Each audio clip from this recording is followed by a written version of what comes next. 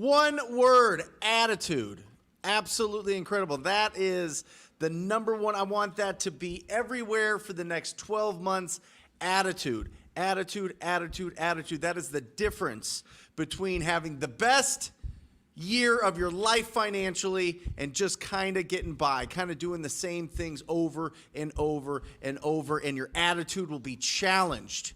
Your attitude will be challenged on a daily, weekly basis because of everything that's going on, because of all the things, the people that you surround yourself with, the things that you hear, the things that you see, the things that you read are all going to try to attack your attitude. But I'm telling you, you start with that gratitude, right? And it's the rhyming thing that kind of makes it, sound cool, the attitude of gratitude. But gratitude destroys fear and anxiety, right?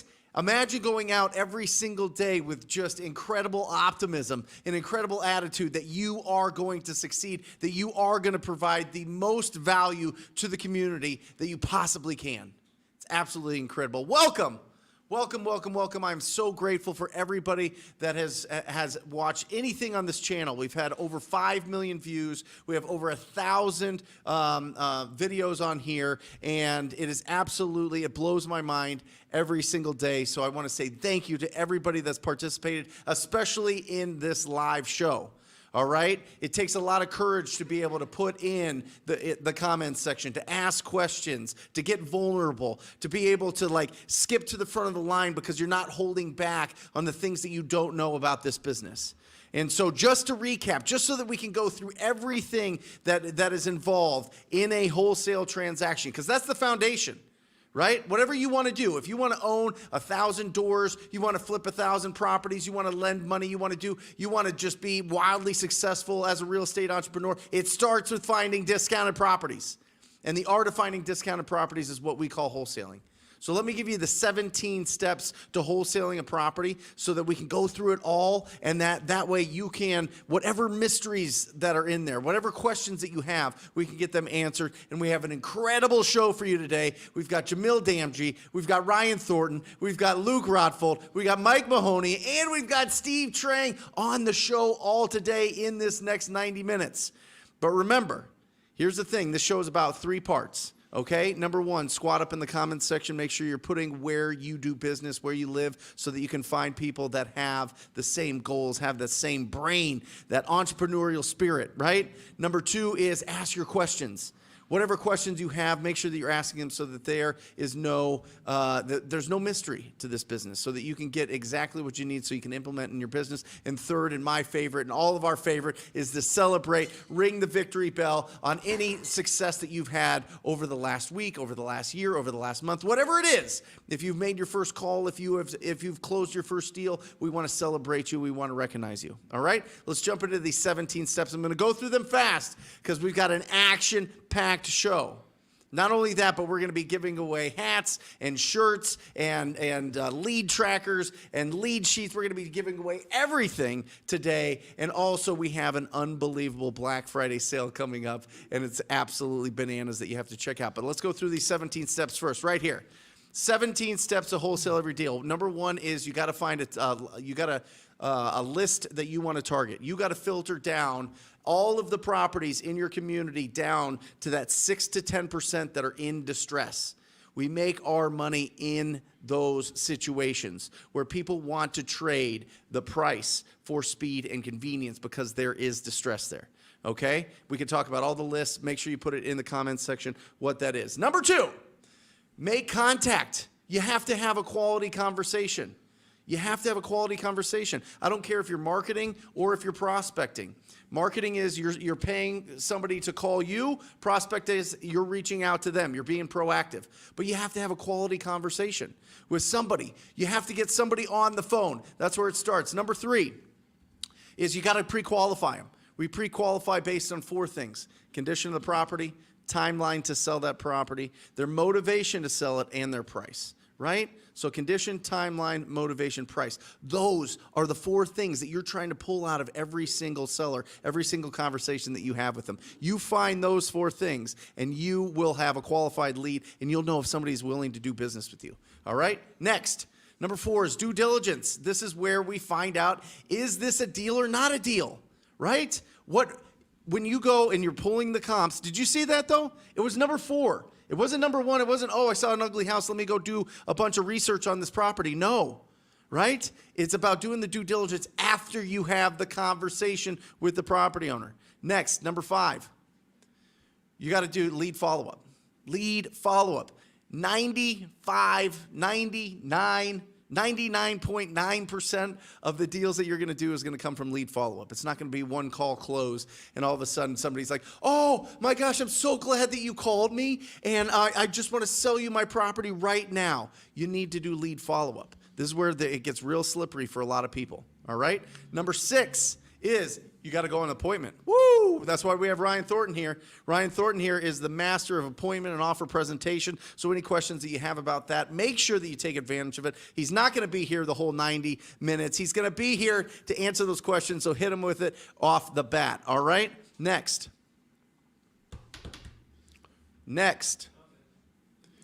Offer presentation. Boom. The offer presentation. This is where you are actually presenting the offer to them. This is when you're applying for the job of buying their house. That's essentially what it is. You got to build that trust. You got to make them understand that, oh, okay, we got the price, we got the terms. Now, do they trust you to get the job done? Awesome. And then when they do, the next one's great. The next one is the offer acceptance, the contract acceptance. They accept the offer. You have a signed contract. This is where it's almost like somebody takes a magic wand and waves it over that piece of paper that was just a regular old piece of paper that was in, one of those stacks that you print in your printer and you put it out and it's got ink on it. And as soon as that pen touches that paper, something magically happens. So as soon as they go through that email and they press signature, something magical happens. It turns into an asset. It turns into an asset that you can sell, that you can make income from. Absolutely incredible. Number 9, right here. You got to open escrow and deposit your earnest money. Open the escrow, get it to your title company, open the escrow or your closing attorney, and deposit your earnest money. In a lot of states, it takes consideration. It's a goofy word for it basically means it locks in that deal. All right, consideration. It takes some sort of financial consideration to make that contract valid. All right, that purchase agreement valid. Make sure you get it in right away. Next, you got to market to your cash buyers. Woo! This is where we find somebody that is going to pay us for that asset that we just locked up. Number 11 is the cash buyer inspection. Now, sometimes cash buyers don't even need to see the property. If you go there, and Ryan does a fantastic job of this. He goes, takes incredible pictures, takes incredible video. Oftentimes, people are buying our property sight unseen, 1, because we have a good reputation, but 2, because he does a fantastic job of getting the right pictures and the right videos in there. All right?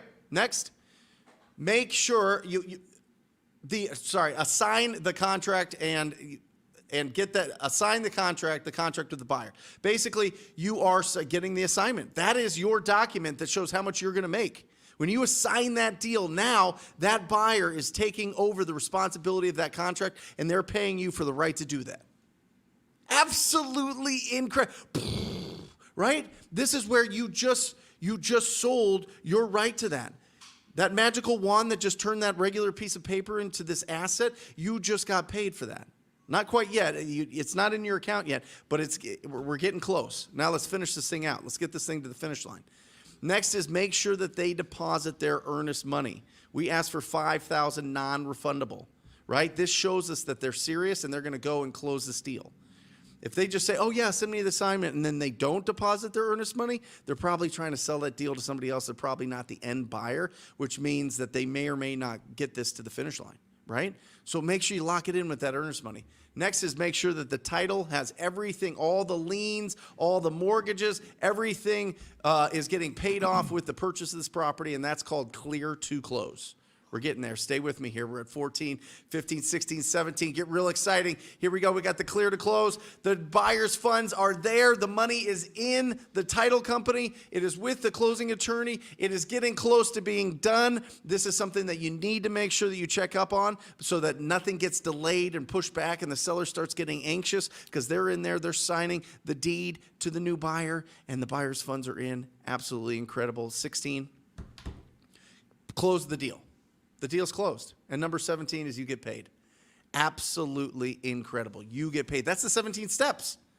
So as you look at those 17 steps, where do you find the biggest challenges? Where do you find that you're getting stopped? Where do you, at what point in that process is the most difficult? I want to know in the comments section, because I want to destroy that right now, because we have to have the best 12 months of our life. We have to have the most profitable and productive 12 months of our life. So what part of these 17 steps trip you up? I want to know in the comments section. If there's any questions about the 17 steps, I want to know in the comments section. We want to answer them. Boom. How we looking, Handra? Good. We're looking good. We got some participation in there. We've got an incredible audience. Let's get this going. Justin May, look at this. Brent, all caps. You told me to come back when we finally get that check from my first fix and flip. Well, I now have a $39K check in my account. Come on! Are you kidding me? Justin, congratulations. That is so incredible. Awesome. When that hits your account and you see that in your bank account for the first time, I mean, it is absolutely inspiring. All of a sudden, you look at money differently.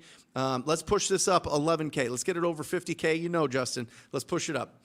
Randy, Las Vegas, San Diego, and Seattle. Last assignment check, $9,000 plus $2,000 credit towards marketing. Las Vegas, baby. Randy, come on. Vegas, baby.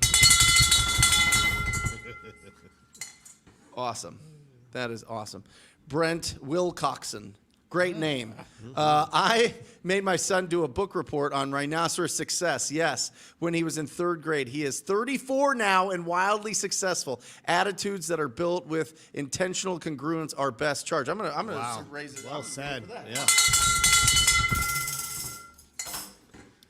That is awesome, Brent. Yeah.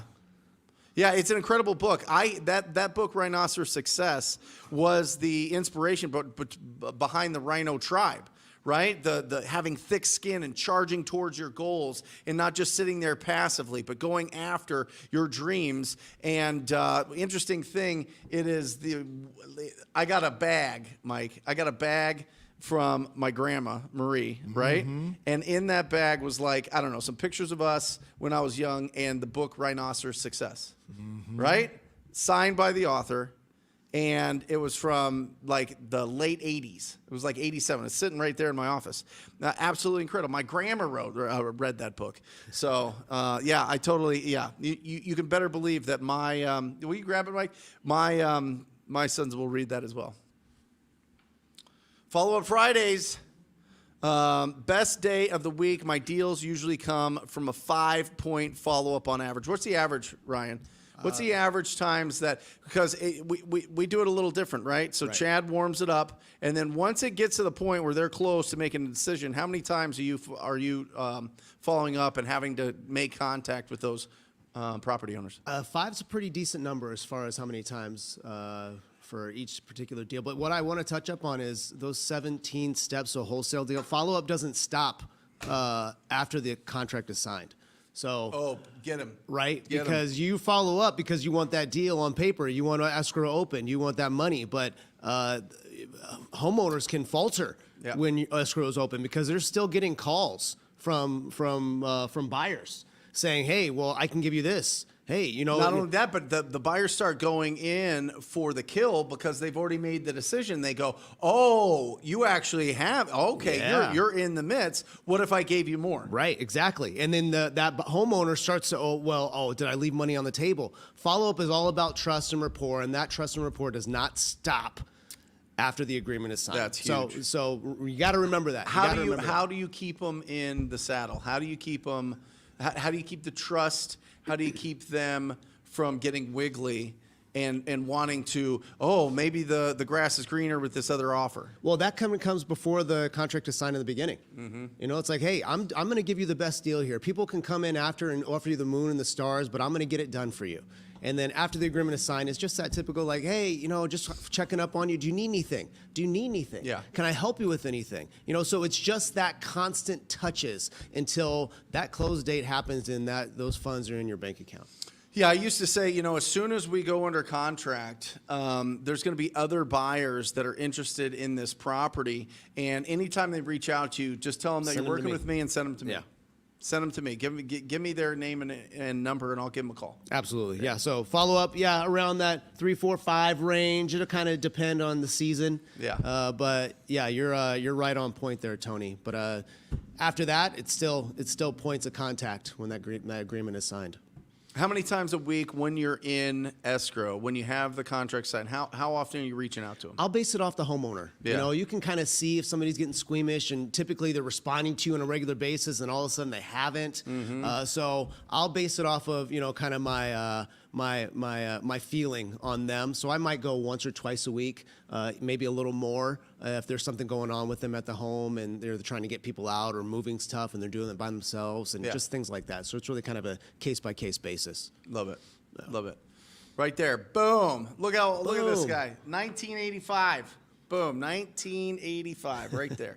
Julian, what's the difference between wholesaling in an attorney state versus a title state? I'm assuming these attorneys get a cut of the fee you get. No, Julian, it's not like they get a commission based on your assignment. You're just paying for their services. So typically it's based on the price. It's the same cost typically that you would pay a title and escrow company if you're in a title and escrow state versus an attorney state. So it's pretty similar. They just some states require an attorney to make sure that all the paperwork is done correctly and done the way that state requires it.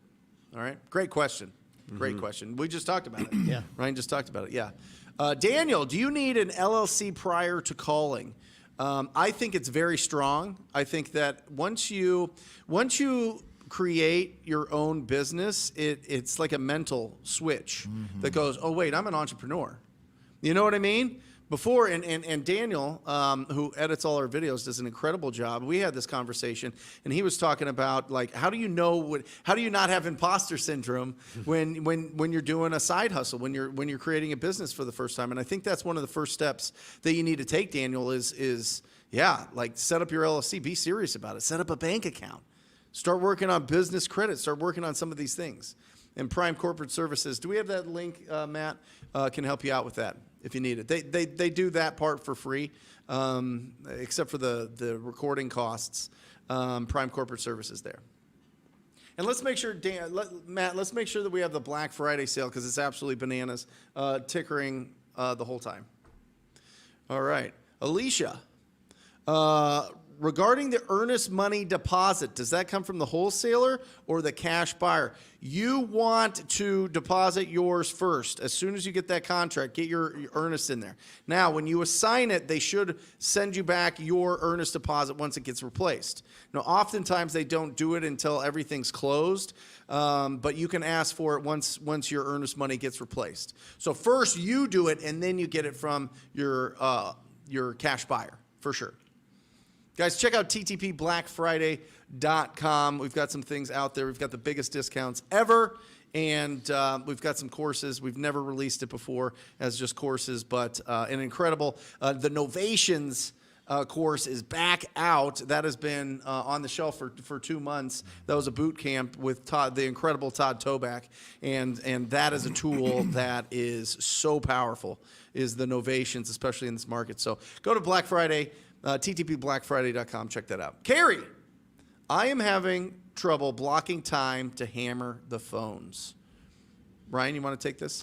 I mean, yeah, especially if you're still, this is your side job, and you still have a full-time job. That can most certainly be the hardest part, is that time management. But you honestly, you just need to find whatever amount of time you can be consistent with. You're not trying to have a certain number of calls within a whole bunch of different time frames. Like, find that one time throughout the day where you can be consistently calling, no distractions, just focusing on those calls, those follow-ups, whatever it is. And I think that's really going to kind of set the tone, and then you can be more efficient. Mike, what do you think? What do you think about that verbiage, hammer the phones, when you're getting started? I think that she's got the same problem almost everybody has. I mean, it's tough to stay consistent making calls. That's one of the toughest things about the business. Right? So she's not alone. It's everybody. And Ryan's spot on. You got to find time to be consistent. People ask all the time, like, when's the best time to do it? It's when you can be consistent. When you can be consistent. Mornings, afternoons, evenings, weekends, whatever it is, as long as you get the time in, It's all about consistency. And Carrie, listen, when I hear hammer the phones, I'm thinking like, oh, I got to do it for hours. Right. You know what I mean? Just start making 1 call and 2 calls and 3 calls and then 10 calls and whatever else. Start building up your endurance for it. You don't have to just go out and be like, okay, I need to do 3 hours. I'm going to do it right, just dry. I'm going to just dry run this and just go 3 straight hours of something that I've never done before. And if you have phone experience, if you've been on the phones, if you've been in insurance, if you've been in sales, if you've been in commercial real estate, if you've been in pretty much every other industry that is, every industry is proactive. Every industry has a calling group or a calling center or a calling department, then yeah, you've got the endurance. You've already that's already built into you. But if you don't have that, then just start calling on ugly houses and see what happens. And then you'll start getting into that rhythm, Carrie. And then all of a sudden you're going to see, oh wow, this can be fun. This can be exciting.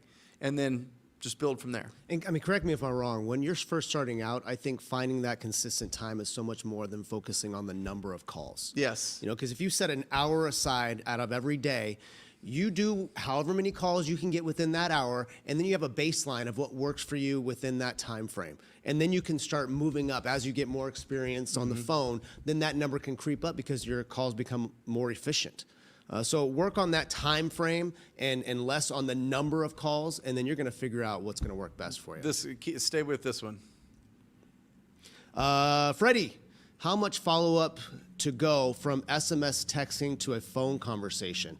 That's really going to be very dependent. If I get somebody consistently on through text, I'm always going to say, hey, can we set up a time to talk on the phone? A lot of context gets missed through this SMS. I get that it's easy, it's convenient, but let's set up a time. Hey, how does next week at this time sound, or whatever it is? Because you get on the phone, that's when the rapport, the trust, you becoming a real person starts to happen, and that's where the traction comes as far as them wanting to work with you as opposed to anyone else. So as soon as I get someone through text, I'm automatically going to say, hey, can we get on the phone? Some people say yes, and it's great. Some people feel less comfortable through SMS, and that's fine, but I'm always trying to get them on the phone right away, no matter what. Awesome. Perfect. Vasily, how do I find hedge fund buyers in my Sacramento market? Well, you got to make sure that they're in your market. One, I would just Google it, just see if there's any that you can Google, and they have websites that you can just upload your deals to. 2 is you need to talk to the agents that represent the hedge funds. So what you want to do is you want to go into like a batch leads or a prop stream, and you want to go and pull the buyers that have bought over 20 properties in the last, let's call it 90 days, and then look and then do a little reverse engineering, and then you want to find out who the buyers agents were for those properties if they were listed. A lot of times they're buying it right off the MLS. So what you do is you look, you do the filter search, and you go for buyers that have bought multiple properties, 20 plus, and then go after them, and then reach out and call the buyer's agents. That's who you want to talk to, and say, hey, is this a hedge fund that you represent? I see that you guys are buying a lot of properties. What are you looking for? What's your buy box? That's the terminology that they're looking for you to use, so they know that you're not just some geek off the street. Is that Got to be handy with the steel. Yeah, regulators. Yeah, that's it. Okay. Teresa, what if you don't have any money to put down for Earnest? Find it. I mean, you could, listen, consideration could be $1. $10. Yeah, Consideration could be a penny. I mean, I don't think the title company would like that. They'd be like, what am I supposed to do with this shiny penny? You know what I mean? But, yeah, what I would do is I would either find somebody to squat up with, or if the seller is requiring a bigger earnest money deposit, that should never, ever prevent you from doing that deal. Find the funds. Find the funds. People have put it cash advance on their credit cards. People have sold their flat screen TVs. People have, turn their car over to Turo or whatever else. I mean, there's just a lot of different ways to be able to, or got a loan on their car, whatever. I mean, I don't want you to go into debt for it, but I mean, if it's a solid deal, you're going to get that money back real fast anyway. Don't let that stop you. KR Goins, great question. How do you open an escrow account? Number one is you got to find a title company that is really, really good at wholesale transactions. And the best way to find that is get a referral. Get a referral. Post to the investor groups in your marketplace on Facebook. Go to meetups. Find the RIA groups. If you go to a real estate investor association, oftentimes they're not the best, I'll be honest, but they all have sponsors, and those sponsors I would say every time there's going to be a title company there. So go have a conversation with them, and then what you do is you simply email them the contract. And you said, please open up escrow. And then you deposit your earnest deposit. And you could do that by wire. You could go to their office and bring them a check, whatever it is. There you go. Daniel, should you have your person name in the business name? Up to you, Daniel. Fish property investments. I like it. You know, That's nice. It is. Right? Give me another Rolls one. off the What tongue. else? What else? Give me Daniel another Fish. suggestion. Home investor. Yeah. Daniel Fish, Property buyer. Yeah. DF home buyers. Nice. Okay. There's a lot of different options there, Daniel.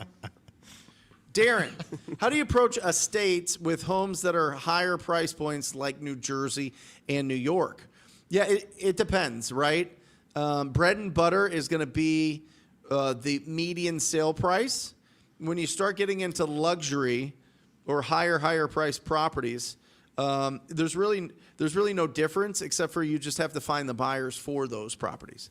So you have to get, typically in those price points, it's well-established investors or people that made a bunch of money doing something else, but they have big budgets, and you want to go find those people. So the number one way to approach it, Darren, is find the buyer first and then reverse engineer what they're looking for so you're not spinning your wheels in areas where people aren't putting their investment dollars.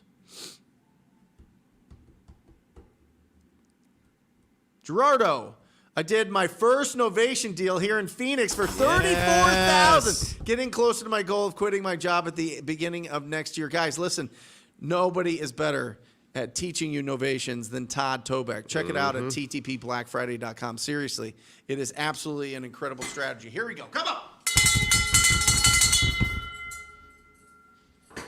Awesome. Logan, hey, Brent.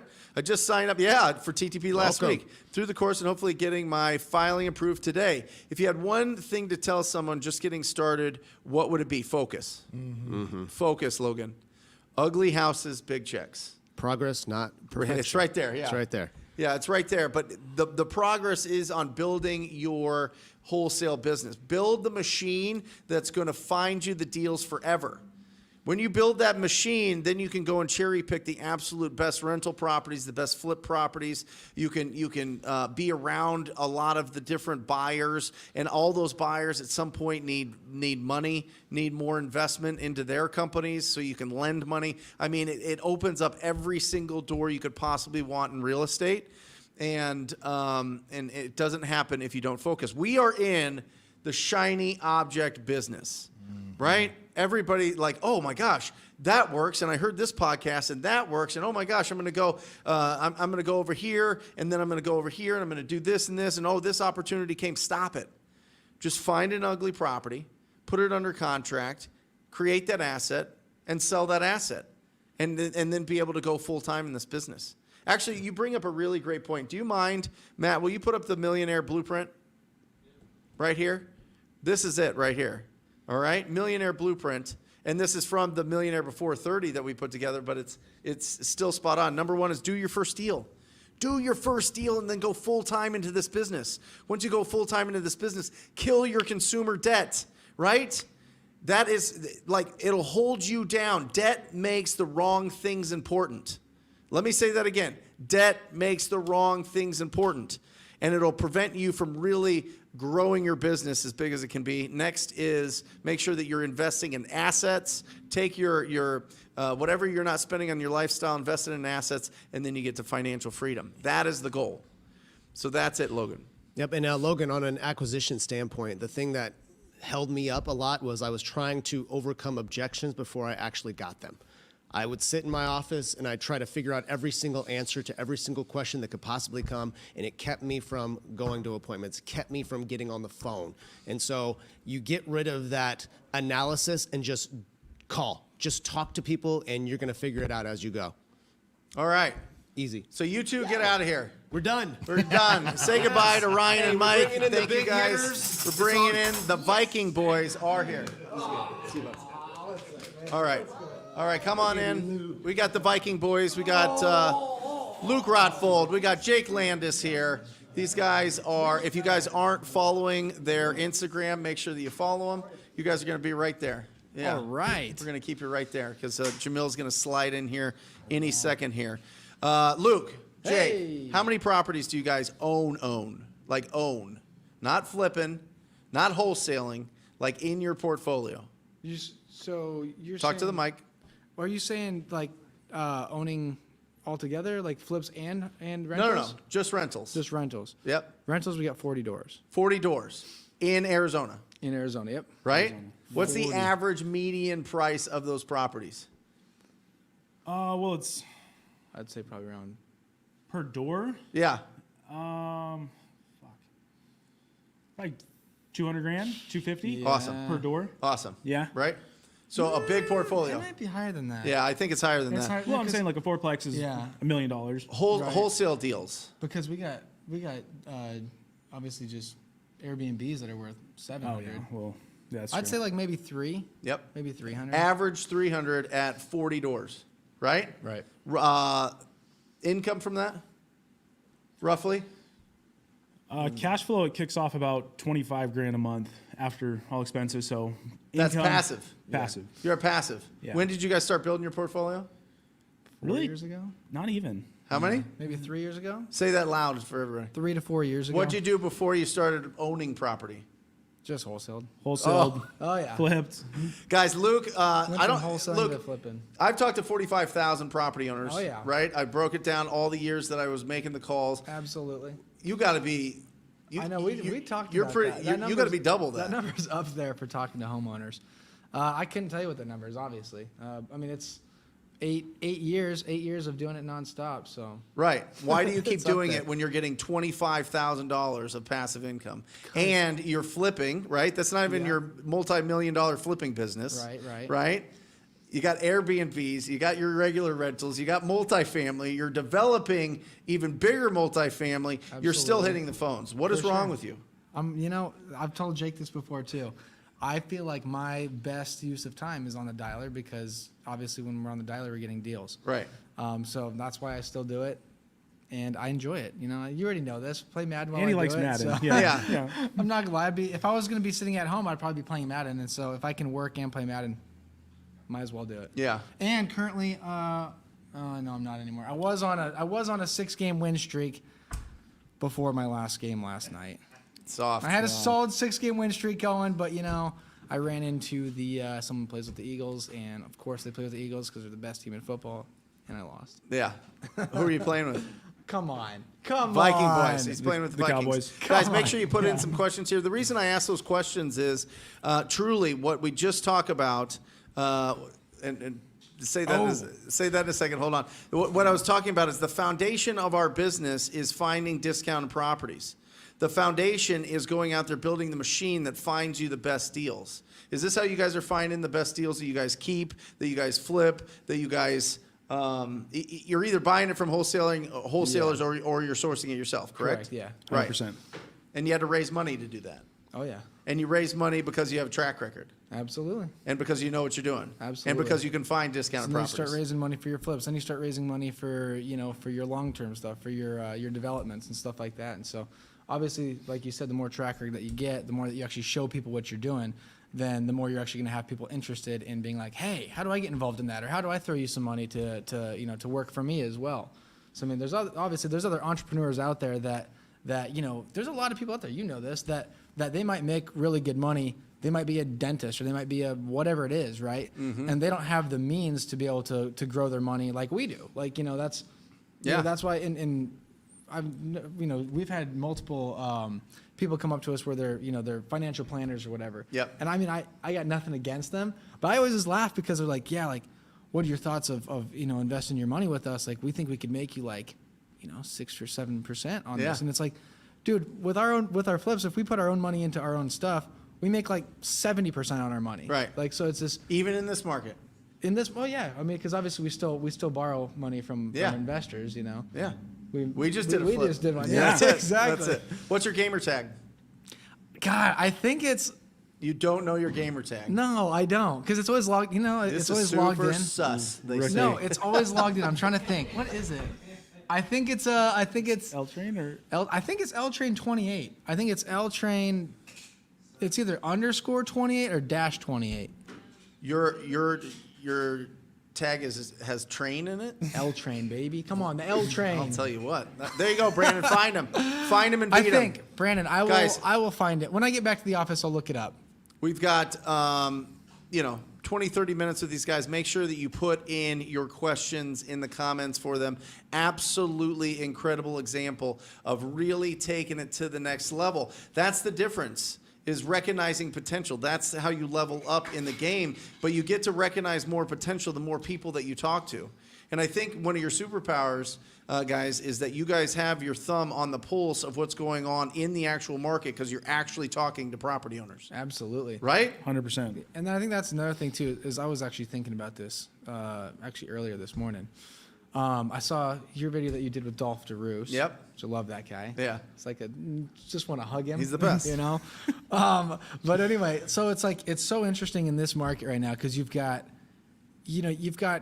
all of your gurus, right? You've got 30 gurus, whatever it is. Everyone is saying something different right now. You've got some people like Dolph who's saying that he doesn't think that the market's going to drop much. Right. He thinks that that maybe it already has. You've got someone like Grant Cardone who says that he thinks it's going to completely hit the Yep. shit's going to hit the fan. Yeah. So I mean, like, there's so many different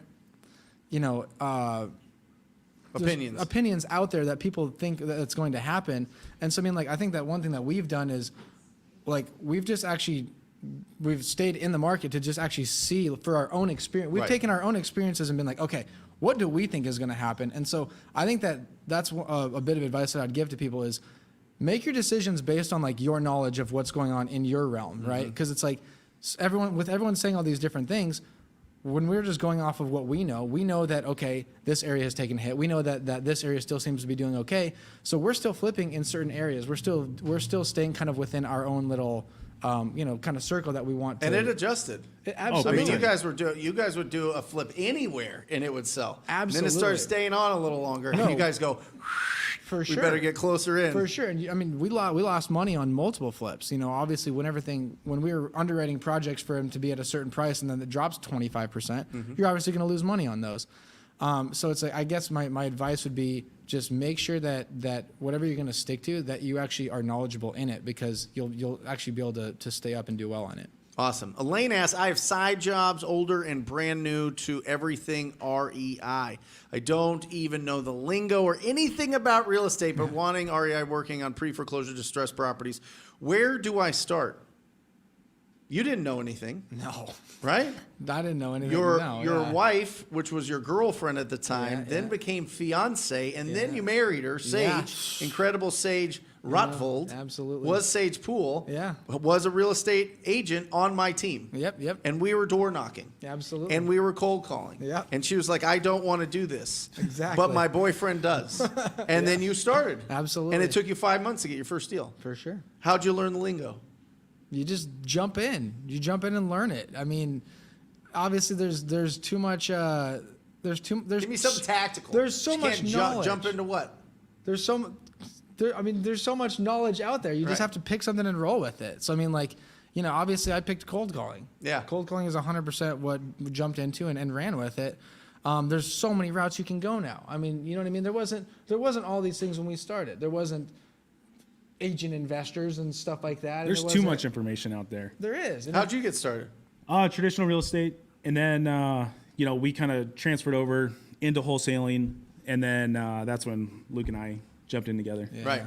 But you guys have been best friends forever, Oh, Yeah. right? Yeah. So did you pull him into this business, or did you already have that seed planted already? I mean, where did your enthusiasm for the business come from? Honestly, just growing up, both of our parents were entrepreneurs. Yeah. My dad hammered into me, at a young age, own your own business. He was in construction, and he Right. said, "Don't do Yeah. construction." And Exactly. so at an early age, I knew that's what I kind of wanted to do, and it was just more so finding that vehicle. And then once, real estate, I was in the traditional side, was a buyer's agent, absolutely fucking hated taking people out, showing them houses. Yep. They didn't like the color of the doors, they didn't like the color of the Right. paint. And then so once looking at the investment side, it's all just numbers. Everything just came down to numbers, and I love that. Yeah. So, Heck yeah. Love it. but to answer her question, I would just pick one thing. I would do cold calling. It's the cheapest way to get started. Pick a list, watch Brent's videos, Yep. literally watch Luke's videos, and you'll know exactly what to say to these people, and just trial and error. You just got to get started. For sure. Awesome. It's scary, when you look at real estate as a whole, because there are so many routes to go. But once you find that thing that you like, and once you kind of, once you pick something, just roll with it. Awesome. Let's do a giveaway. Can we get one of Luke's trackers? We don't have them. Okay. Can we get a lead sheet? Okay, we got a lead sheet thing. Let's give that away to whoever you want. Put it in the comments section. Give away some hats, Heck some yeah. shirts. Alejandra, I want you to do that to whoever's participating the most in the comments. I can't see it, guys. I only see what Alejandra puts up here. So if you want to Come on, want us to Alejandra. answer your question, be nice to Alejandra and participate in that. All right, Aaron, what is a good way to get over active avoidance? Kind of like procrastinating, but crippling in a way. Yeah, I get it. Listen, I like to call it creative avoidance, because we get That's real right. creative on the things that'll stop us from picking up the phone. Well, you know what? I'm going to make this call. I got this name, address, phone number. I'm going to make this call, but before I do, let me fold this load of laundry. Right? Yeah. Let me take a walk. Let me put some There's Tony so many Robbins things. on. Yep. Let me get pumped up. Let me listen to that podcast again, and then I'll go out and I'll start taking action. Let me think about what I want to say if they say yes. Let me think about what I want to say if they say no. Yeah. Or maybe I'll just call this guy instead. This guy, he seems like he might be more interested than this other person. It's right behind us, guys. Progress, not perfection. Right? Perfection. Trying to be perfect, and paralysis by analysis, and procrastination. The 3 Ps. They eat you alive. Yeah. But if you recognize it, Aaron, then destroy it. The way to destroy that is by just start working on your behaviors. Yep. Our behaviors are built by our subconscious, and it goes into our conscious, which affects our actions. So you need to be around people that are doing stuff. Yeah. You need to listen to things that are going to give you instruction and not just entertainment. You need to watch things that are going to give you an action plan. You need to, just surround yourself with really positive, optimistic everything, with the people and the things that you read and hear and see and everything. And that's going to affect your bottom line. And you have to put affirmations up there. And you have to tell yourself you're powerful. And You have to tell yourself you can do this. Absolutely.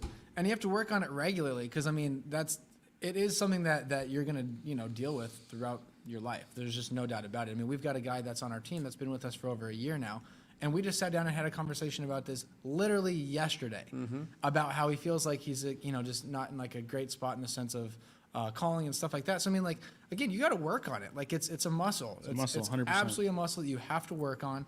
And if you don't work on it, you're going to obviously see the results. And so that's a Aaron, good one. check out ttpblackfriday.com. There's an incredible mindset course in there, and it'll blow your face off. I'm telling you, it's the biggest. We have never released this. We have the biggest discounts on the mentorships.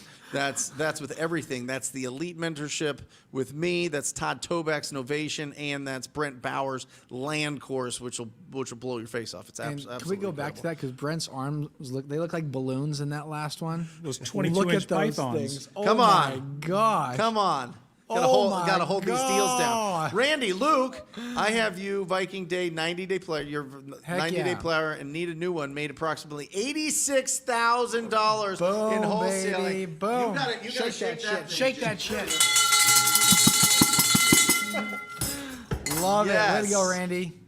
Dude, That's that's awesome. Hell yeah. Absolutely incredible. 86 If grand. they weren't so popular and we had some in inventory, we would send you another one.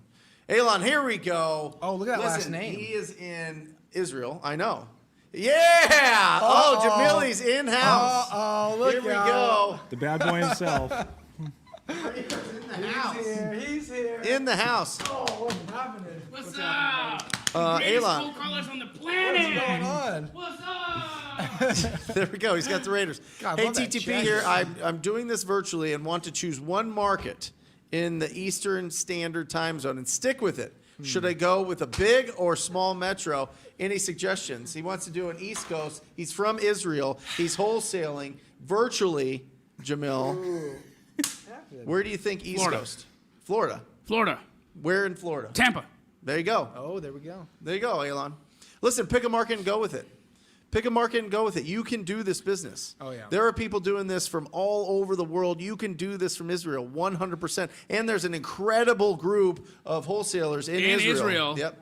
Getting it done. So, like, start connecting. A lot of them show up to Wholesale Hotline. Mm-hmm. They're in the chat. Make sure every time you do your live on Wednesdays, there's guys in the chats. There's a huge community of Israelis. Yep. Getting it done, making it happen. So connect, be a part of that community, and make it happen. He's 100% right. I feel like I got to get my Bulls jacket on now that you have it. yours. Oh, Sorry, I'm yeah, going to grab seriously. that. Hold on. You guys take the next question. If I would have known you were wearing that, I would have worn my Viking one. Come on. Oh yeah, you got an old starter. I do. I got a Oh whole come purple on, one. man, that'd be Purple so and dope. Love it. Heck yeah. Randy We got here? Guevara. Randy Guevara said at Brent Daniels. Yes. Real estate coach, fellow buyers, investors here in Las Vegas are tightening their belts on fix and flips and buying at 40% of ARV. Are you guys buying approximately at 66% of ARV? What have you guys seen? We just obviously it just still comes down to the area. We have Yeah. certain areas that we can buy higher in, and there's certain areas that we're still, that we have to be lower in. So again, it just comes down to knowing your market. So I mean, depending on the market that you're calling in or wherever you're buying in, just make sure that you really know it. Because I mean, we've got areas where we're still able to buy at 75%, but then we've got other areas where we're having to buy at 45, 50%. So it's going to be different everywhere. It's also price point. yeah, for sure. 40% of ARV if it's under, 250,000. Because you got to build in, significant construction costs. And that's something that I wanted to talk to you about because we just did a flip Yep. on 36th Street. Yep. We put 119,000 into it. Yeah. And that house was 1,600 square feet. Exactly. Yeah. Right? Absolutely. Sold multiple offers fast. Right? And with your flips on the show, I mean, are you seeing that your budget's going up? Oh my God! I mean, you guys go bananas. Yeah, but they've been the budgets have gone bananas, right? Ever since all the supply chain issues happened, inflation's up. Like we don't have any reprieve on pricing, and not only that, but labor costs have gone through the roof, right? Because there's just such a tight job market out there, so everything is more expensive. But Randy, I wanna say something to you here about this, and I want you to take this as kindly as possible. Be careful to make sweeping generalizations in your mind, Yep. right? This sounds like a very generalized statement, and you have to be flexible. You have to understand there's nuance. Every house is going to be different. You're not even talking about whether or not this is a cosmetic situation or if it's a full gut situation. Maybe some people are buying at 40% on a full gut, but I'll tell you what. I've got franchises that in Las Vegas right now who are buying at in the 60, 65% of ARV. Why don't you reach out to them? Secondly, be careful if your buyers are not moving along with the times, then you have to connect with more people. This is a business of relationships. This is a business of catching and casting a wide and deep net. Yep. Don't rest on a handful of buyers. You don't become the Viking Boys. You don't become Brent Daniels. You don't become Pace Morby, myself, any of the successful people in this business by hanging on to a few buyers and letting them dictate to you where your business is. You got to get out there and you got to meet and talk to more people. If these guys are stuck at 40%, go get in the boat and row like a Viking to where the buyers are actually buying at better price points. There we go. Absolutely. That's what's up. Absolutely. What software can I use to get me leads if I don't want to drive for dollars? Diego asks. I know what you're going to say. Yeah, but let's Yeah. hear what You guys? what y'all have to. We've used Privy a little bit. Hey! Come on now. We've been using it a little bit, and actually it's kind of funny. 'cause phenomenal. We've been using it in Tampa. Yeah. So that's actually because we know we have buyers there. Yep. Yeah. So we've been using it in. Yep. But I mean, really, that's really kind of the only one that we've been using. You know what? Can I share a very secret thing that they're going to do for Privy tomorrow? Yeah. Nobody knows. I don't even know. Am I allowed to say it, Bobby? That's a maybe. He's going to go for it. You cracked the door lot of open. He's confidence going in to do that. it. He's going to do it. There might just be 30% off Oh. tomorrow at runprivy.com. That's right. 30% off. Don't do it today. Write it down tomorrow. Runprivy.com. 30% off, There we guys. go. That's There we legit. go. I like Get it it done I and like it. go write that sucker off for the year. Hell yeah. Per Kakai. Oh wow. Yeah. Did you buy property? Did I get that right? Or I think it's Versace. Versace? Oh, hell yeah. Yeah, I that's wanted to. Ooh. Versace. Versace. All right. Do So you buy? Versace Dimitru? Yeah, Versace. Did you buy properties on the owner finance through agents? We personally just bought one, actually. About Talking a to the month mic, ago. bro. Oh, we just bought one about a month ago. It was in Prescott, and it was a triplex. Actually, it was a main house with a duplex in the back. And it was when shit really hit the fan. And so people were really scared. It was listed for $800,000. It was on Mount Vernon, which is one of the main streets in Prescott, like the most historic street. They were asking $800,000 on it, and we came in and offered they had owner financing that in their actual contract, and so we went ahead and put it under at 640,000, but we had our but we had our agent fees in there too, so we got it for 625,000. So we lowballed the shit out of them. I think and they took it. 4% and interest. 4% interest? Yeah. How long is your term? 4% interest, balloon in 5 years. 5-year balloon. Yep. Heck yeah! And then so our payment on it is $3,000. We just rented out the main house for $2,500. $0 into it. No Yeah. rehab whatsoever. Exactly, no money into it, and then we put about $50,000 into the duplex in the back, and we just rented out each of those for $2,000. So it's me bringing in $6,500 a month, and our payment on it is $29.90. So that was a good one. Nice. But all the other rentals, we just used the Burr method. That's what we did. Are you still burring? Right now? Yeah. No. Right. Why? I'm trying Interest to burr. rates. Yeah. Luke's trying to talk us into burring. I'm trying to burr on that. All right, so we just got a condo on Central and Camelback, and I'm trying to burr it because we're gonna be all into it 210, and it's worth probably 280.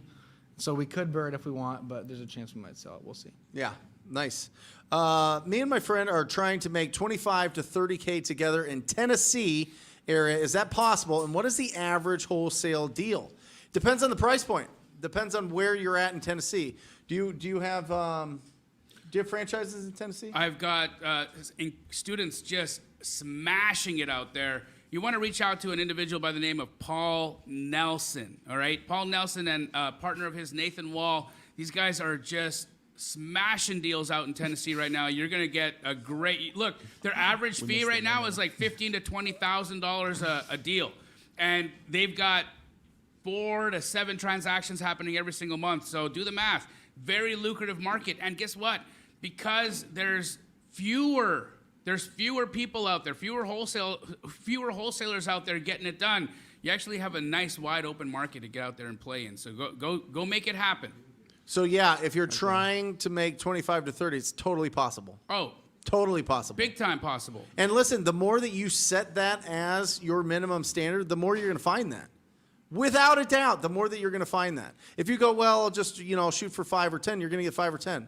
You push for 25 to 30, you might do 5 or 10, but you'll hit those 25 and 30 more often than you would if you just kind of set your bar low. So set some minimum standards for yourself. I love it. And I'd say give yourself a timeline on that as well. Because, if you just say 25 to 30, is that in the next month? Is that in the next 6 months? So give yourself a timeline so you actually have something to shoot for. Awesome. We look cool, Brent. We look so cool, man. dude. You guys look Look good. at these I'm guys. like, I'll what- tell what you is what. Are these happening one of right those now? like Facebook goggle ones? No, You know, these that's are a- just the Ray regular. Bans. Just, I love it. I love it. Arthur, when you are doing agent outreach, and let's say a house is listed for $60K, and the agent tells you that the seller has rejected multiple offers at $50K, do you move on? Yes. Yes, you absolutely move on because guess what? That agent is full of shit. There's no way they would have rejected offers at 50,000 if they're listed at 60,000. It's not happening. They would have taken that offer at 50,000. They full of it.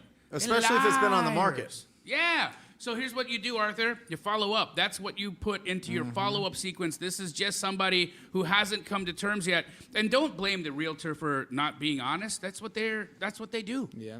Their job is to just gas you up and to create false demand until they have to swallow the reality pill. Yep. That's what it is. Yep. So follow up in 2 weeks and say, hey, how's that 50K treating you? Guess you wish you would have taken it when you had it, huh? Now it's 40. Yeah, and even that, I think if something's listed at 60,000, the maximum you can offer is 30. And listen, if it hits 60,000 and they were like, well, we put it that low because it needs work, and nobody's giving them 60,000, the market is telling them it's too high. Right. Like the only thing that determines value in real estate is a ready, willing, and able buyer. That's it. That is it every single time. Yep. If somebody's not willing to give them 60,000, it's not worth 60,000. If people are willing to give them 50 and actually close, which sometimes it could just be a blind offer that they're sending in. So you got to see if they're real legitimate offers even at 50,000 to get the opportunity to pick that thing up for 30 or 40,000. It just depends. Do they really want to sell this property right now, or do they want to hold on to it to the next few years? Do they have the capital to invest into that property to get it up to a standard where they can net the amount that they want to do, the net that they want to make? Heck yeah. Oh, it's that time. I'm glad that you guys are here. I don't think you guys have ever done this. I never All been to right. Rich House. This is we do a poll at the top of the hour every time. Which house would you rather own? You ready? It's going to be right behind you here, Okay, guys. okay. Is it this one? Oh, look at that. Wow. A beautiful estate. like Little French Maine. fella. Look at that. Look at the little towers. Okay. Look at the Look at copper look tops. At the trees in the background. Look at the beautiful autumn coloring. Okay, that one or Wow. this one. Okay, you got your own little lake. Mountain. You've got some mountains. So I'm It's a gonna little bit say- more traditional layout. So I'm gonna say one of those was in Maine, and this one might be in Colorado. This is Colorado, and the first one was. Oh, yeah. Well, I don't want to tell you where they're from because that might okay. determine what I want you to just pick Well, what if it's based my on decision location. of where I want to live? Okay. Well, no. It's just the house, based on just the looks. okay. Is it number one? And everybody in the comments section, make sure that you put in the poll. Is it number one here, or is it number two? Oh, this one I looks do like it like has the a bit lake. more land. Okay. do like Well, the don't lake. tell them. You're going to, you know. Disregard that. Yeah. Yeah. So everybody put in number one or number two. In the next 10, 15 minutes, we'll let everybody know the results. So that's Well, the I'm just fun one game that we vote, play. so it doesn't. Right. It doesn't matter what I think. Well, you might influence. Because they're like, oh, well, Jamil knows something I don't know about this. Jamil He- held he- up number 3. Right, yeah. There we go. Caden, how many times should I call a list before I pull a new one? I've called 2,000 leads twice in the last 3 weeks. I like going through it twice. 3 times maybe, but you'll see after the first time you're going to hit the most contacts. The second time it's going to drop off a little bit, and the third time it drops off drastically. Yeah. So between the first time and the second time, it's about a 20% drop off of contact rate, and then the third time is like a 60% drop off. Luke? We see between 20 and 30 contacts per hour on Yep. the first time through. Second time through, it's typically about 15 to 20. And then, like you said, third time through, you're dropping right around 10,000 or 10. You're dropping around 10 per hour. So when you drop down to 10, like you said, it's just kind of, you have to decide if it's worth your time. Where do you get your phone numbers Where do we get the phone numbers? Yeah. You're saying that you're calling? like skip tracing them? Yep. We use Batch. We use IDI. We use We kind of pooled. So in the Phoenix market, we pulled together with a few people and we just skip traced the entire market. Right. Yeah. So we did it with someone else. I'm not sure who they ran that through, but I think it was IDI. Got it. They've got a really And what dialer, Luke? We used to use Mojo. Yeah. our the callers Mojo. in-house use Mojo, and then the ones we outsource, ZenCall. Awesome. Yeah. Got it. Oh yeah. Is that the list that? Did you pull that with Jared by chance? Yes. Luke, Me and how many every times other- have you been asked this You and question? everyone else. Yeah. How did you get my number? So we used to use the same response. We just say, we use a third-party company. It's called LexisNexis. Right. If we're ever interested in buying a specific property, we go ahead and input the number, and it kicks back the phone numbers that were associated with it, and that's how we got your number. Mm-hmm. That's what we say. That's the tone of voice he uses on the phone Yeah. too. So really, I got to go through this again. Okay. Would it work if you said your mom? Yeah. Exactly. Where'd you get this number? Your mom. Exactly. Somebody, Darren, you could say that call's gonna go well. You could say we found it online. You could say that we bought it. You can say that we have a third-party company that we send the addresses that we're interested in, and they send back Yeah. the phone numbers. And sometimes we get lucky. I love it though, because then they always go, "Oh, I'm gonna go ahead and call LexisNexis and give them a piece of my mind." Yeah, they do. Yeah. Okay. Well, sounds that's like if you send direct mail and they tell you you better stop sending me this mail. I'm gonna or talk did to you the see a Attorney sign in my General. front? Yeah, I'm gonna the Attorney General. Yeah, I'm gonna tell the Attorney Do you want to General hear you something sent funny? mail. Okay, really funny. Just because obviously, when you've made as many cold calls as you have in 8 years, so we had a guy that got really mad one time, and he goes, "Just so you know, I am the former Attorney General here in Arizona." Oh, And I looked up his name. He freaking was. He wasn't lying. you're right. And he's actually our buddy's Uncle. Really? Yeah. Yeah, Nice. so it was pretty funny though. But so you get that all the time. People saying they're going to talk to the Attorney General.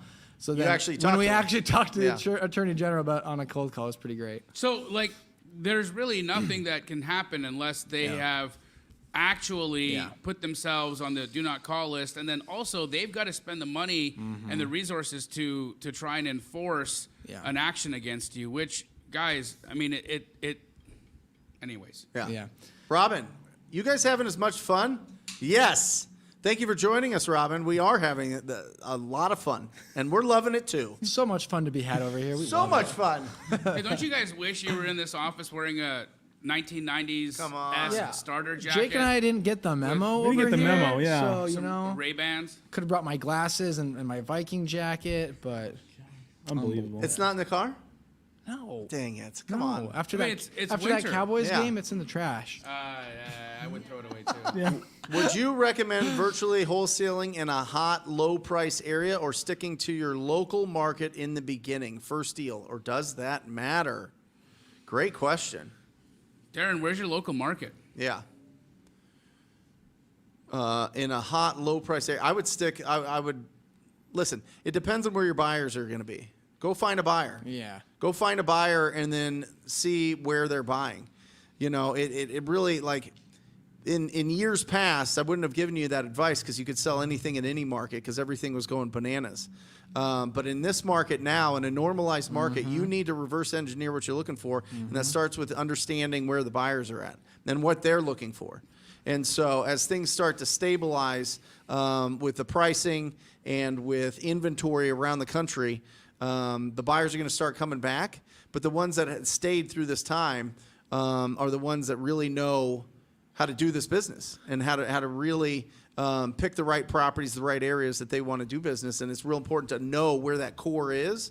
I absolutely think you can do it in your backyard, but you got to find a buyer. You got to talk to a buyer first and find out what they're looking for. Yeah, because I mean, like Jamil said earlier, you could be buying a property 20% of value, but if you can't sell it, what good is that? Yeah. Right.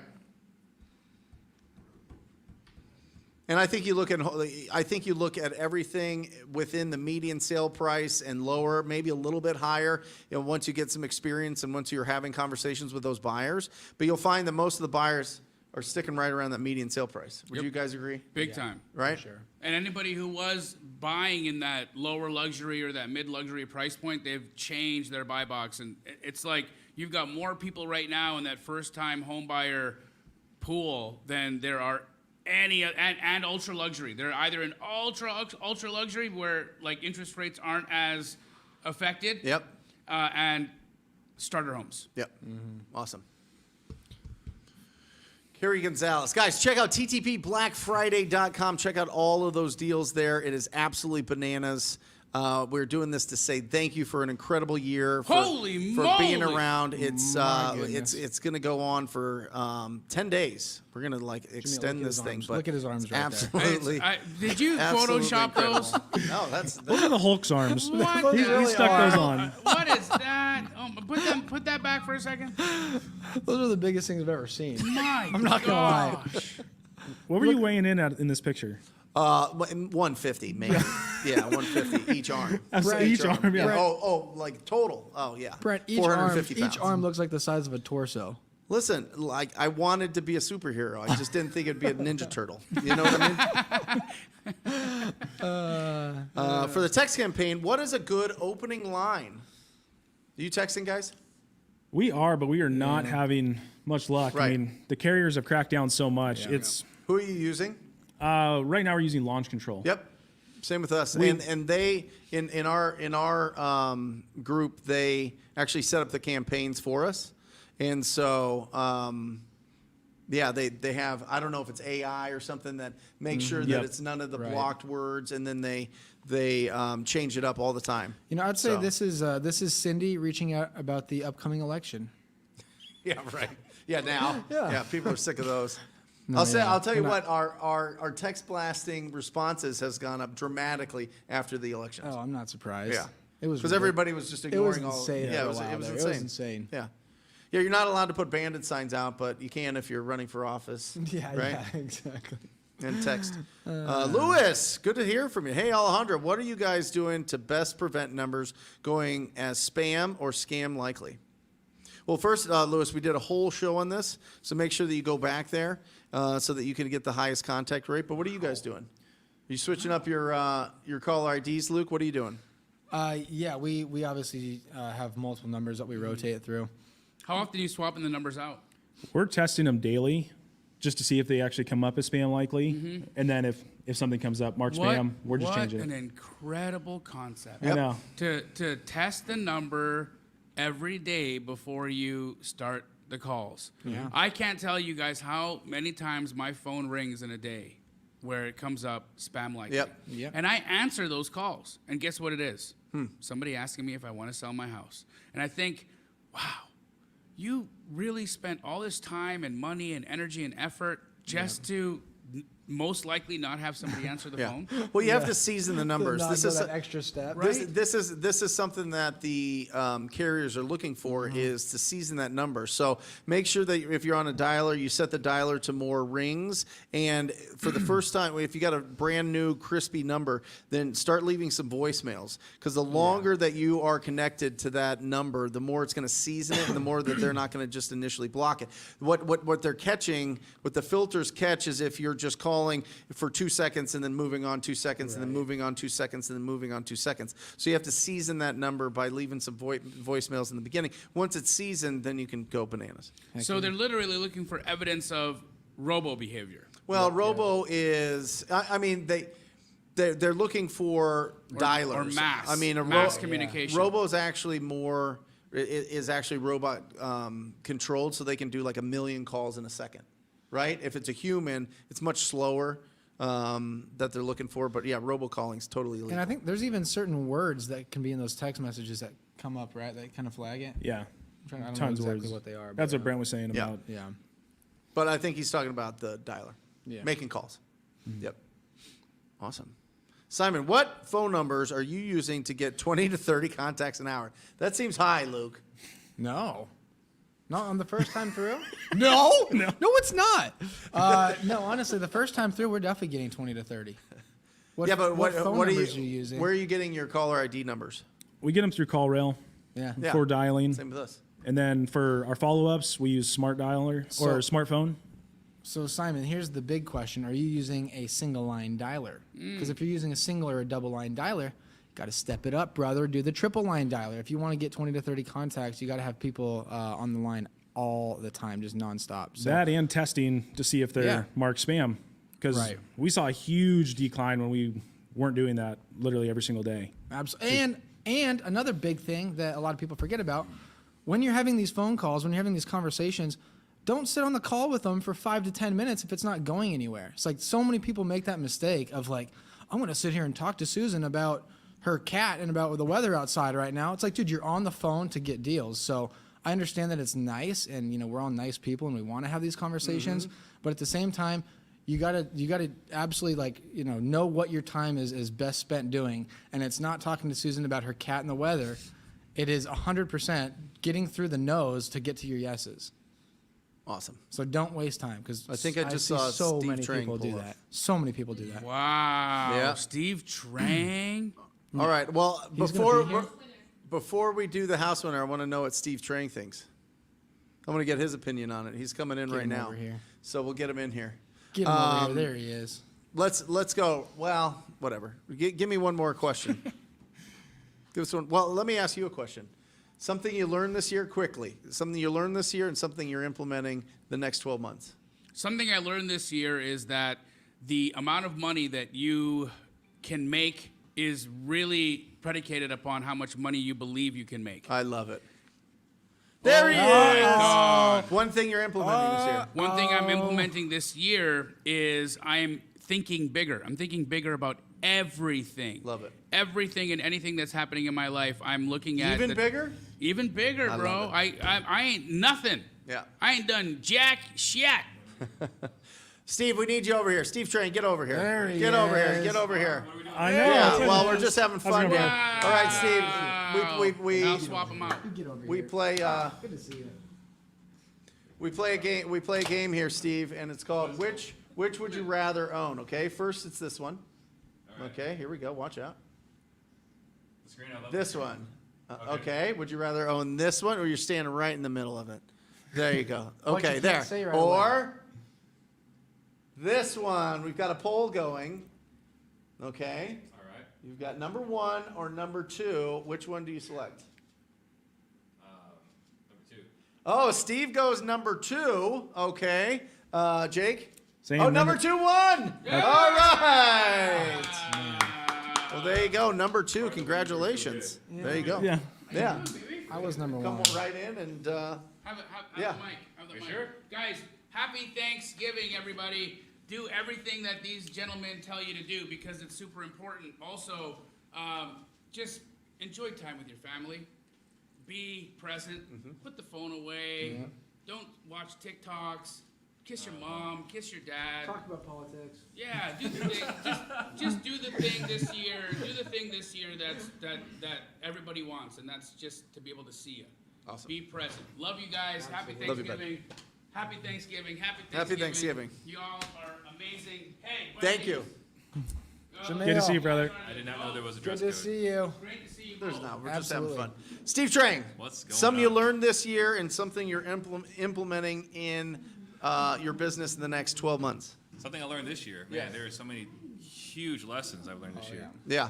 I think the biggest one for me is don't bet it all on the line, which is crazy, right? Because I've been the all-in guy forever, right? I shove my chips all in the middle, but you know, there's tremendous opportunity. It looks like in the near future. Yep. And I am not as well equipped at this exact moment to take advantage of it. Kind Okay. of frustrated, right? Yeah. We went all in on media, much like this. We spent pretty hard, and we went pretty aggressively on the marketing as far as wholesaling, and the drop in revenue, the expenses don't seem to go away. Nope. Right? Yep. Absolutely. Yep. And so, yeah, I think I'm not as well equipped right now. So I think one of the biggest lessons, and I'm learning this from some guys that are a lot smarter than I am, is don't ever put yourself in a position where you cannot take advantage of opportunities. Don't ever put yourself in a position where you can potentially be in a game over type of situation. Because man, June hit Phoenix pretty hard. Are I you don't, saying? Are you I saying? don't know if you noticed this or Yeah. not. Well, yeah. Yeah. Well, are you saying don't get over your skis and expenses and keep cash? Yeah. So the biggest thing for me was like, don't spend based off your best month, right? Right. Yeah. Spend based off your previous 6 months of rolling average. That's why I scrape profits off the Yeah. top. I Yeah. mean, truly, it's income minus profit equals our expenses. Well, my personal That's life what is kept great, us right? So strong, the right. personal side is good. I'm just saying the business No, I bank get accounts it. have not as been as healthy as they have been, Absolutely. Guys, we got Steve Trang in No doubt for the about next it. 15 minutes. All right, we only got 15 minutes left in the show. It's been an incredible show. And so we've got 15 minutes. Any questions that you have, make sure that you put them in here for Steve Trang. Steve trains all of the top companies' salespeople, right? Yeah. right? Well, yeah. you are the collective genius sales trainer. I'm the trainer, yeah. Officially. Officially. 50 of the top house buyers across the country. Yep. I get the honor of working with them every single week. Love it. Love it, yeah. Lawrence, what is the process of getting paid on a wholesale deal at closing? The process is this. They go, do you want a cashier's check or do you want it wired into your account? Well, you know, what's interesting about this, right? Yeah. Before you and I, all of us were wholesaling, remember the old way of getting paid an assignment fee was cash. Outside of the title Outside, company. right? Okay. It was Yeah. like, hey, Luke, you know, Done a I few really of like those. that. I really like No, this that was deal you called got. bird dogging. Well, I want That's you, what they called wholesaling. Well, they were selling options that way, 10 right? years ago. They were selling options. Yeah. So I was like, hey, you know, Luke, I like this property. You know, why don't you sell this contract to me, and I'll pay you cash outside of closing, yeah. Right. right? Which is legal. Yeah. If it's a cash transaction, right? Not so much if it's finance. Right. Right. So that was the old school way, but definitely what you're saying Okay. is accurate today. Little It's money just, in a bag. It's just interesting the way business was done in the past, Yeah, and yeah. no one really seems to remember that. Well, and it becomes more common. You know, Yeah. there's more title companies that understand the process and either love it or hate it. And Yeah. you work with the ones that love it. Absolutely. Yeah. Yep. No doubt about it. It's long story short, it's a pretty simple process. Yeah. Carlos, hey gents, I'm new to this. I got my first deal closed this month using Privy. there we go. Well, What's this? How do we do this thing yeah, here? yep. Oh, you got to get it back. You're going to kill me. Here it goes. Way back here, Steve. I apologize. I'm a rookie here. You got to hold it by the handle. I've only seen this on YouTube. There we go. I don't actually do this in real life. Just a doctor on TV. Mastering this market allows me to excel in a better market condition, or do you think this is the golden era? Yeah, listen, it's a golden era if you think it's the golden era. You know what I mean? I think that Yes. everything comes down to your attitude. Nailed it. What's your attitude? I mean, do you believe that this is going to be the best next 12 months of your financial life? Yep. Or do you feel like, you know what, maybe I need to find something else to do? You know what I mean? I love you, right? Because Yeah. you're always like super optimistic and super Yeah. positive, right? And I'm always Yep. like the wet blanket. So it's always Wet blanket me. it's gonna be the best 12 months if you'll make it the best 12 months. But I'll also argue that maybe like 80% of your competition is gonna be gone. Yeah. So that's the reason why it's gonna Yes. be the best. So 12 months. you're taking my optimism to another level. Absolutely. Yeah. Well, I'm Steve, saying how you dare got. you I not be a apologize. wet blanket? I'm Sounds sorry. like a I'm warm sorry. blanket. I'm You're sorry. like one of those things that blows the fire even bigger. I'm just love saying, there's a lot of people that are watching that. Not Yeah. right, not people watching, but there are a lot of people in our competition that may not be right. I mean, we're experiencing that right now at our appointments Oh, already. big time. It's insane. Yeah, we're getting through a lot of appointments. Yeah. We are getting through it. It's awesome. Carlos, go bananas. Go absolutely. Absolutely. Take advantage for sure. Mario, what's a proper pay for acquisition and dispo lead management? Great question. What do you think what do you think you should pay an acquisition manager? I'll let you guys start first. So what we do is we have follow-up specialists or junior acquisition managers, and then we have closers, acquisition managers. We pay our acquisition managers 10% and our follow-up specialists 5%. about If dispo? it's a flip, if it's a wholesale, total of the We just dispo. total. Use this profit. spell? Yeah. So I think this is one of those questions that it really depends on your business, Mm-hmm. right? for Like, sure. if you're spending a lot of money on marketing and you guys doing 5, 8, 15 deals a month, that model I think works perfectly. There are other people that are a little bit smaller that run a personal brand model. Yep. And a personal brand model, there's not enough, at 10%, there's just not enough transactions. Yep. Are you talking Take about a pay. referrals? Referrals, right? We're doing social media, right? It's Yeah. like, hey, send me your deals or whatever. If you're only doing like 2 to 4 deals a month, your sales guys can't eat off of 10%. Right. Got it. Check out TTP Black Friday. I'm going to answer your question because I want to see what Steve Trang thinks. I don't think that this is a Photoshop picture of me, but you tell me. Does that look Photoshopped? I mean, Right? was there like some water syringe Yeah. around the biceps before the Jeez shot? Louise. ETB Black Friday. Those are the biggest ones you've ever seen Biggest- in your life. I mean, I feel inadequate right now. I do too. Trust me. It's just, it was closer to the camera than my head. Don't worry, they shrunk my head. That's all it is. All right? All right. Favre the Builder. Steve, would you work with the city to flip the abandoned houses? I would definitely work with the city depending on the terms. I mean, if they're giving it to me, right? Yeah. And they're going to relieve me a lot of liability and support me in dealing with the squatters or potential people trying to stay in the house, absolutely. Yeah. I think, depending on the city, if it's a city that wants to work with you, absolutely. If it's a city that, tends to be a little more challenging, I want to say Chandler. Chandler. Chandler's a pain in the ass. I want to say, was it Mesa that was difficult? Mesa was easy, but like I've dealt with, I know which one, Youngtown, right? I did a flip in Youngtown, and they're like, yeah, you're adding another layer of shingles to the roofs. Like, yeah, they're like, that requires a permit. Like, why the hell does that require a permit? Right. Well, because they got nothing else to do, What do you Steve. mean? Why doesn't it? Because there's 13 people that live in Youngtown, and one of Got them to is generate the, revenue somehow. Yeah. Yeah, right. So it depends on the city. Oh god, that's awesome. There's your answer. Yeah. Abe. Abe is awesome. Hi, how important is negotiating skills if you can only do deals with motivated sellers, and how do we sharpen our sales skills while wholesaling? So I feel like this is a softball pitch over here. I think negotiation skills is the single Yep. most important skill because I think marketing, like we're all in the sales and marketing business, every single one of us. The sales and marketing business, marketing is challenging to get your first deal, but afterwards it's just copy and paste, right? Hey, look, what are you doing for marketing right now? Hey, Brent, what are you doing for marketing right now? Right. Like that's What's working? Yeah. what's working, right? So it's copy and paste. Sales, you spend too much money and too much labor to get in front of the house, get in front of the homeowner, and to lose it because you don't have the negotiation skills. It's too expensive. Can salespeople be made, or are they born? Salespeople can absolutely be made. I think that we all have different sorts of potential. I think you've got incredible potential. I haven't had as much chance to talk to you. I think Luke is a natural salesperson who else can play Madden while Right. cold calling, right? So I think that we all have different amounts of potential, but everyone can be made. Everyone can be trained, and actually everybody is a salesperson, whether you know it or not. What do you mean?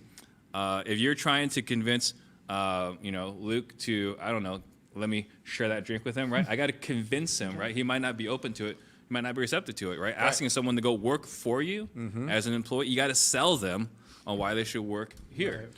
You sell all day long. All Go day have long. kids. Go watch that.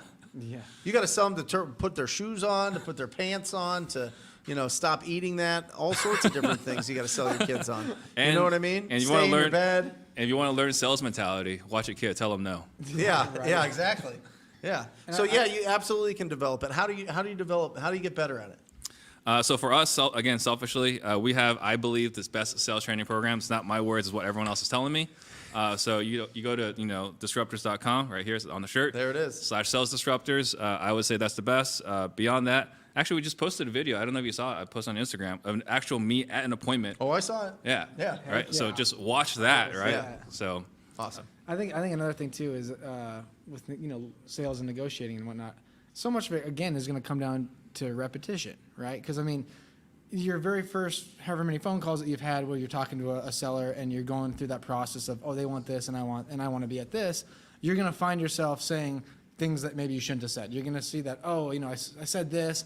I probably won't say that again because I kind of seemed that turned the seller off. Where again, the more repetition that you get, the more times that you find yourself in that position, you're gonna hone your skills to where it's gonna be, okay, I'm not gonna say this. I'm now gonna say this. I noticed that it worked a lot better, and we got the deal when I said this. So there's so many keywords, there's so many things that you can say or that you should not say that you're gonna learn, and the only way that you're gonna learn that is by repetition. Yeah. Well, and it's asking really great questions Yeah. and having it down so well that you can actually listen to the answer. Yeah. Right. You know what I mean? Yeah. Because I think what we do when we're starting out, I certainly did, was I was always thinking of the next thing that I was going to say, and you're never really reading between the lines of the conversation to see if you can actually serve this person. Let me get my objection ready. Yeah, let me My get Jeff this handler handler ready. Yeah. But I mean, in our business, there's only a certain amount of objections we're ever going to face. There's only a handful of objections, and like every single sales appointment, you can fit it within a framework if you understand the framework. And that's the big thing for me that I teach is the framework, because we can have all the book of answers, right? We used to have the 40 objections from Mike Ferry. Yep. Remember that? Yep. Right? Like, you can have the book of answers, or you can have the framework, so it doesn't matter what objection they give you, you can overcome it. Yeah, Awesome. for sure. Yep. We got a couple more questions. We got 5 minutes left in the show. It's been absolutely incredible. Thank you guys. Thank you guys for jumping in here.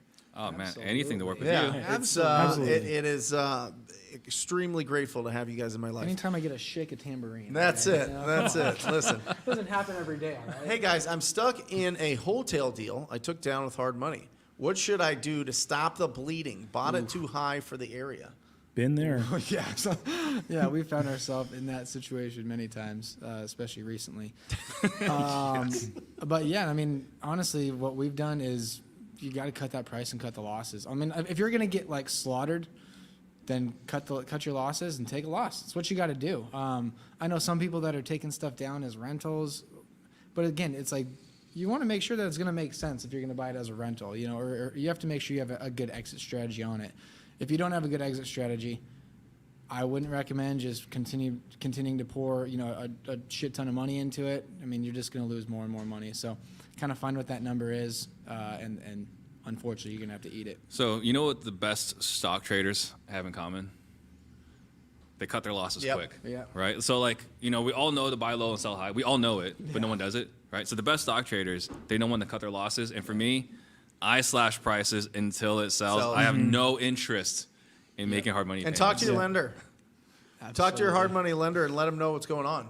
For real. Because, I mean, the last thing you want to do is avoid them and avoid that conversation. I mean, they've had these, they know what's going on in the market. They're going to take some losses, especially if they gave you like 100% financing or something crazy. Well, can I ask a few something to months? that? Yeah. So this is the first time I've had this conversation ever in my life. Yeah. But I actually called a private money lender. It's like, hey, so Brent, you know, on that deal that you lent me that money on, you know, we did 100% financing. So here's the thing. We're upside down. Right. Right. So would you be all right just carrying this note, keeping the interest? Would you be all right just doing that until, you know, we're a little bit better financially? Right. They're like, yeah. Right. Yep. But it was a conversation. Heck yeah. Right. You So have to. Here's where we are. Here's where we are. Would you be okay with this? And if she said no, I was like, okay, well, I would just figure something else out. Yeah. But if But they you can put it just out carry it at the same exact interest rate, Heck yeah. right? What's the harm in that? I like Yep. that. That's awesome. But get it sold. I mean, get it off your books. Get it off your book. I mean, listen, the only thing preventing that property from selling is the price. Yeah. That's it. We had a couple properties that we were sitting on for a while there. We were cutting the price like no shit. We were cutting the price between 10 and 20K a week until it sold. Yeah. And again, it With sucks. that Big Gilbert one? No, no, that one we got lucky to only be out. Bro. Like Oh, 80K yeah. on that one. Bro. we had one that in Gilbert it was $1 million exit. You know, when times were good. If it was 2 months earlier, it would have. 2 months earlier. Oh, yeah. It was the nicest house in the area by far. I mean, it absolutely would have been a $1 million sale, and obviously we were running our numbers off of that number though, and this was right when everything started falling, like everything, and we dropped the price. I think we dropped it all the way down to 540, 530. 540? No, no. I'm sorry, 940. Yeah, Steve's face. No, I was like, yeah. holy shit. You lost a lot of money. You bought that one real good to only lose a little. We dropped it all the way down to been a bad deal. 940, yeah. And I think we ended up accepting an offer at 925. Yeah, and then Maybe after so. Binzer, it ended up going to like 905. Yeah, But so- we were sitting on $8,000 a month, hard money at that. Yeah. So it's like, you don't want to fucking keep paying that. You got to get rid of it. Yeah, exactly. So I think we ended up losing like 80,000 on the deal. Yeah. It would have made 100. Yeah. Yeah, but if you Or look at it, listen, more. if you get caught in a transitioning time, you have your whole rest of your career Yeah, to make up for it. exactly. Especially with the relationships that you build with the private money lenders, with the hard money lenders, with all of those people. So I think if you communicate with them, be honest with them, and have a game plan on how you Yeah. can pay them back eventually over time, even if it takes years. Yep. Then at least you are doing your best to get them whole, you Right. know, and And- keep the relationship. And on top of that, right, we still have opportunities. Yes. Right? Yeah. Yes. You're being stuck in a bad deal is costing you Yep. other Oh, opportunities. it takes so much Mentally, attention. attention, absolutely. It's so much. It's not time management. It's not priority management. It's not energy management. It is attention management for sure. You get that figured out, and you will live an incredible. And speaking of, we had a conversation with one of our hard money lenders about a month and a half ago, and he let us know that, what did he say, 45%? Maybe not Of- quite that high. It was like, Was it like I think it was 40 like then? 25%. Was that it? I thought Yeah, it was higher than that. It's still 25%. Okay, so he said This was like Yeah. 3 months ago. So he said that 25% of his loans right now, his hard money loans that are out, have reached out to him saying that they can't make their payments anymore. Right. Yeah. Got caught. Crazy. That's what happens. Darren, how do you get properties? Last question. How do you get properties that are owned by the town or township? I've never done it. Anybody? Anybody? Reach out? I haven't either. I mean, for me, if I was to go down this road, Yeah. I would just reach out to the town, right? So like Right. go to city council meetings. So there was a time where we're going after tax abatements, not tax abatements. We're going after abatements, right? Which Yeah. is basically where the city has the code violations gotten so bad they were like, screw it. We will send out the landscapers. We'll repair the windows, and we're just going to put a lien in this property, right? Yeah. So those are abatements. Yeah. And so we would go to those hearings to get the abatements. I would do the same exact thing. You could meet the city council people, What a right? fun day. In person. I bet it's exciting. Oh, they're Filled a with blast, personality. right? A bunch of older people that have nothing else better to do. It's That are putting fantastic. liens on houses. Yeah. Those are opportunities. Yeah. Listen, that's how it works. That's how society works. Thank you, guys. Thank you for being here today. Guys, check out ttbblackfriday.com. We're putting out unbelievable deals for the next 10 days, 10 hours, 27 minutes, and 46 seconds. So check that out. If you have any interest in taking your business to the next level, check that out. Thank you, guys. Underneath that special, Everybody come on you in. saw the bicep program. We're thankful for everybody. Come on, Andra, Bobby, come on. Come on. Let's get all on this camera here. Let's say goodbye to everybody. Thank you, guys. Listen, subscribe if you're not subscribed. Hit that like button. It's really important to us, and we love you guys so much. Thank you for the opportunity to let us speak and answer questions and celebrate with you guys on behalf of Bobby and Daniel and Luke and Alejandra and Jake and Steve and myself. Remember, keep your house clean. Your actual house and this house, all right? Protect your health and increase your value to the world. You'll live an incredible life. I love you guys. See ya.